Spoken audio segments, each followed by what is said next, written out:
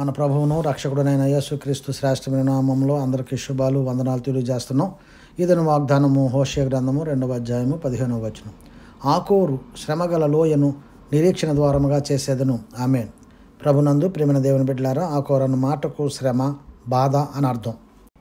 యెహోషువ ఇశ్రాయేల్ ప్రజలను నడిపిస్తూ యెరికో దగ్గరకు వచ్చినప్పుడు యెరికో పట్టణాన్ని దేవుడు ఇశ్రాయేల్ ప్రజలకు అప్పగిస్తానని వాగ్దానం చేశాడు. అయితే యెరికోను అప్పగించినప్పుడు యెరికోలో ఉన్నటువంటి ఏ వస్తువును మీరు తీసుకోవడానికి వీల్లేదు, ఎందుకనంటే అది శపితమైన పట్టణం అని దేవుడు ఆజ్ఞాపించాడు.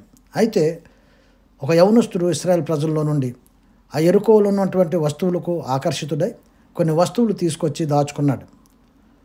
దానివలన ఇశ్రాయేల్ ప్రజలు మరి ఎన్నో ఇబ్బందులు, శ్రమలు పడవలసి వచ్చింది.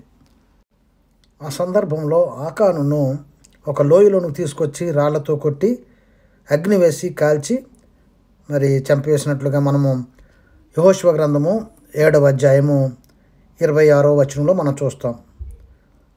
అందుచేత ఆ లోయకు ఆకోరు లోయ అని పేరు వచ్చింది. ఆకోరు లోయ అన్న మాటకు బాధ లోయ అని అర్థం.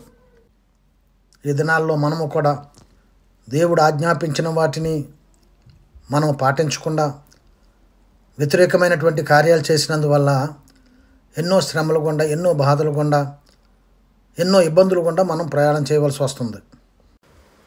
దావీదు కూడా కొన్ని సందర్భాలలో శ్రమల గుండా, బాధల గుండా, భయంకరమైన లోయల గుండా ఆయన ప్రయాణం చేయవలసి వచ్చింది. అలాంటి సందర్భంలో దావీదు సమూయేలు 2వ గ్రంథము 22వ అధ్యాయం 7వ వచనంలో మనం చూసినప్పుడు ఆయన ప్రార్థన చేశారు. నా శ్రమలో నేను యెహోవాకు మొరపెట్టి తిని నా దేవుని ప్రార్థన చేసి తిని ఆయన తన ఆలయంలో ఆలకించి నా ప్రార్థన అంగీకరించెను, నా మొర్ర ఆయన చెవులలో జొచ్చెను. దావీదు యొక్క ప్రార్థన విని దేవుడు ఆయనకున్నటువంటి శ్రమల నుండి, బాధల నుండి, భయంకరమైన పరిస్థితుల నుండి తప్పించారు. మనము కూడా మన శ్రమలలో, మన బాధలలో, మన ఇరుకులలో దేవుని సన్నిధిలో ప్రార్థన చేసుకుని దేవుని దగ్గర మనం మొరపెట్టి, ప్రభువా క్షమించు, నీ ఆజ్ఞల ప్రకారము, నీ మాటల ప్రకారం నేను నడుచుకోనందువల్ల నేను శ్రమలకు గురయ్యాను, బాధలకు గురవుతున్నాను అని దేవుని దగ్గర మొరపెడితే దేవుడు మన ప్రార్థనలు విని మన శ్రమల్లో నుండి, బాధల్లో నుండి తప్పించి నిరీక్షణ ద్వారంగా ఆయన చేయబోతున్నాడు.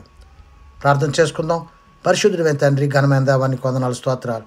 ఈ ఉదయకాల సమయంలో నువ్వు అనుగ్రహించినటువంటి వాగ్దానాన్ని బట్టి నేను స్తుతిస్తూ గనుపరుస్తున్నాం. నిజమే ప్రభువా, మేము నీ మాట వినకుండా, నీ మాట ప్రకారం నడుచుకోకుండా శ్రమలు గుండా, బాధలు గుండా, భయంకరమైన పరిస్థితులు గుండా ప్రయాణం చేస్తున్నాం. క్షమించమని అడుగుతున్నాను. సహాయం చేయండి, నిరీక్షణ ద్వారంగా మార్చండి. యేసయ్య నామములో ప్రార్థన అడిగి వేడుకుంటున్నాం తండ్రి. ఆమేన్.